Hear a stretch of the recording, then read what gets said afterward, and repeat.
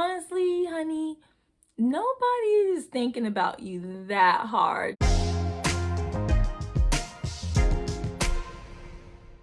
Hi lovelies, my name is Brie Imani and I would like to welcome you back to my channel. So in today's video, we will be discussing the importance of solo dating. What is it, why it's important, and the benefits of it. So first things first, if you are not subscribed to my channel, click that red button down below, subscribe. Also hit that thumbs up button and like this video, and share this video with someone that you think can benefit from it. Alright, so we're just gonna hop right in today's video. So what is a solo date? A solo date is an intentional date that you have with yourself. It's more than taking out time for yourself, but rather it's about getting outside of your comfort zone and really treating yourself.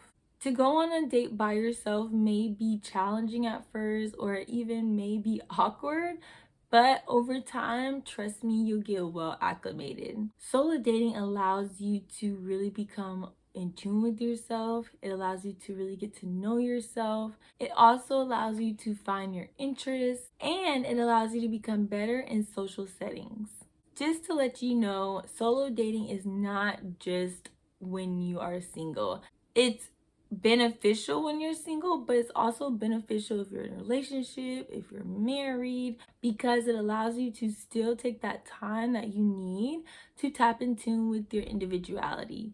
Sometimes in relationships, people tend to become codependent on their partner, and that's not necessarily healthy. So with solo dating, it'll allow you to keep some of your self-identity. I just want to let you know that solo dating can be in the comfort of your home, or it can be taking yourself out, but the key component is being intentional. For example, you can have a solo date inside your home, you can have a nice movie night, but instead of just turning on your TV, put it on Netflix or Amazon Prime Video or Hulu or whatever streaming platform service that you use, you would make it more intentional. Act like you're going to the movie theaters. So what that means is get dressed, do your makeup, still do your hair, order some pizza or get your favorite restaurant through DoorDash, even go out and get some of those cute little like mini candies like Sour Patch Kids or the mini cookies and cream cookie dough bites. Like make it really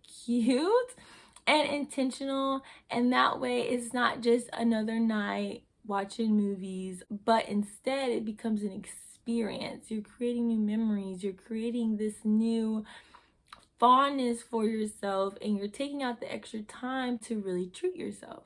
However, in the other sense, you can do a solo date by going out, which honestly is what I tend to do. So for example, my very first video that I posted on YouTube was me going to the ballet, and I went alone. I didn't take anybody with me, and honestly guys, it was one of the best experiences and memories that I have.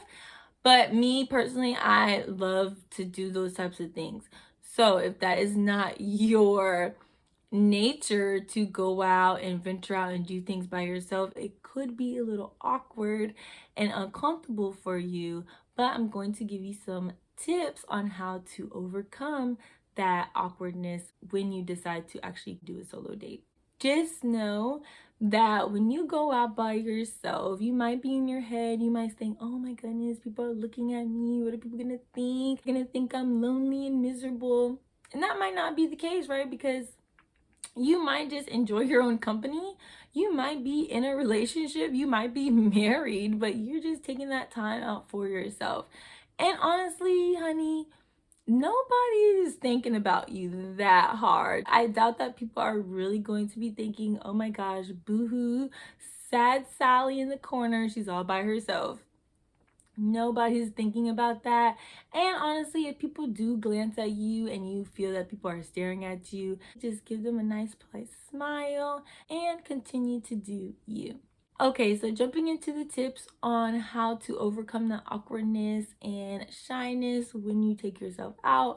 So these are more pertaining to if you are maybe sitting down, getting like coffee or having dinner or lunch, like more sit-down settings. But some tips to combat that are bring something with you. So if you are going out for lunch or dinner, bring a book. You can bring your headphones, listen to music, listen to an audiobook.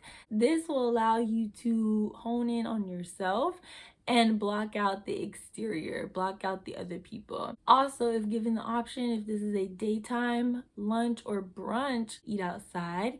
Eating outside is also nice because you could put some sunglasses on. Those sunglasses can help you block out again the exterior. It gives you that art of mystery. It gives you that art of like unbotheredness. So even though you might be under those shades thinking in your head and a little paranoid, like, oh my gosh, everybody's looking at me, it makes it seem that you are unbothered and like, oh, she does this all the time. Also, if you are dining at a restaurant, another helpful tip is sitting at the bar. One, there's probably other single people sitting at the bar too, so you don't stand out from the crowd. Two, you can engage in conversation with the bartender or the server at the bar. And three, you can start engaging in conversation with other people at the bar. My last tip for going out and solo dating, and this is honestly anywhere, whether it be a busy, bustling event or dining experience, is to use your phone.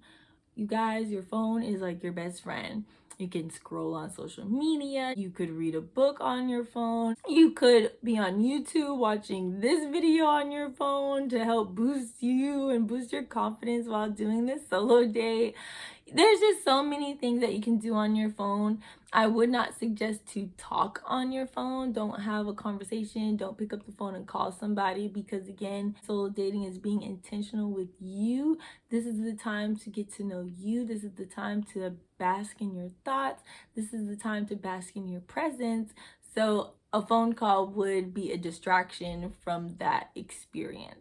Now, the more you partake on solo dates, the less that you will need these things. That awkwardness, that timid, that shyness, that kind of paranoia will slowly begin to dissipate. And you will honestly begin to find yourself loving going on solo dates. You will one day go into a restaurant and not need a book, not need any mysterious shades, and you will just enjoy your own company. While you are solo dating, this is the time to try new adventures, try new experiences, indulge in self-care and self-love, and create new memories. If you want to do something in life, go out and do it.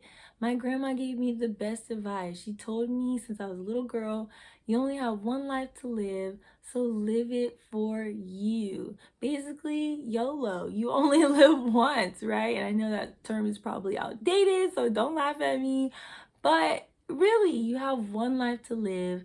If you have the opportunity, take it. If you cannot find anybody to go and do something with, do it by yourself. Get outside of your comfort zone, push yourself, and date yourself. Again, be intentional. And another benefit of solo dating is it will allow you to raise your standards and maintain those high standards. I love the phrase high heels, higher standards. I think I've seen that phrase when I was like in 11th or 12th grade of high school.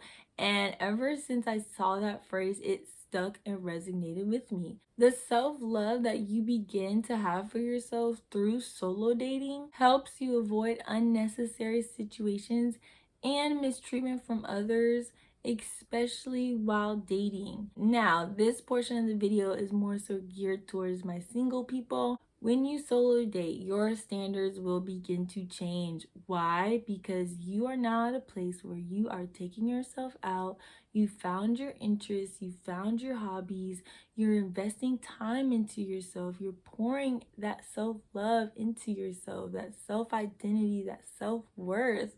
And thus, when someone comes and approaches you to date you, you are naturally going to want someone to partake in a courtship with you. If someone comes to you to date you and wants to only do the bare minimum, doesn't want to take you out, doesn't want to get to know your passions or your interests, you're going to shortly and quickly realize that you don't have to take that mistreatment or that crazy behavior. You're going to naturally want more for yourself because you love yourself so much now that you don't want to partake in any foolishness, because now you know that you deserve the best and you know what the best for you is. Again, a suitor will have to come correct to you, and if they don't, then it is easier to let them go. Why is this? Because through solo dating, you now know your value, you now know your self-worth, and you want nothing but the best for yourself. So I encourage you this weekend to give it a try. Go out, put those uncomfortable shoes on, step in them, and take yourself out. I would encourage you to take yourself out and do a solo date rather than staying in the house and doing a solo date, just because going out does allow you to feel that uncomfortable environment, which is good because sometimes growth is uncomfortable. Thus, amplify that self-love journey and get into the habit of solo dating. Again, solo dating is not just for my singles, but it's also for those in relationships, because solo dating allows you to maintain the love you have for yourself. Alright, lovely, so I hope you enjoyed this video. It was probably quicker than my normal videos, but if you liked it, again, hit that like button, give it a thumbs up, subscribe to this channel, and share with this video with someone you think can benefit from it. Until next time, stay blessed and stay feminine. Bye, lovelies.